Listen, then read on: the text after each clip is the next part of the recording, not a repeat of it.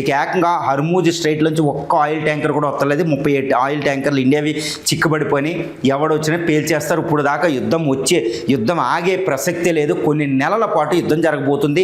నెలలతో యుద్ధం ఆగినా దాని ఎఫెక్ట్ అక్కడ హర్మూజ్ స్ట్రైట్ మీద ఉండబోతుంది.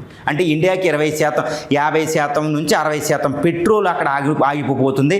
80% ఎల్పిజి ఆగిపోతుంది. అంటే పెట్రోల్ ధర ప్రస్తుతం మనకి 70 రూపాయలు 80 రూపాయలు ఉంటే 400 నుంచి 500 అవ్వబోతుంది 2 నెలల్లో.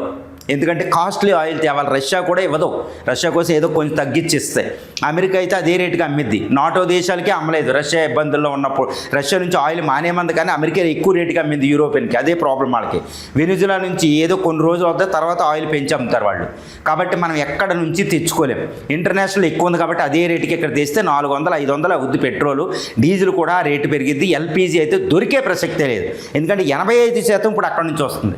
అది ఆగిపోయింది. ఇప్పుడు టోటల్గా ఆగిపోయింది.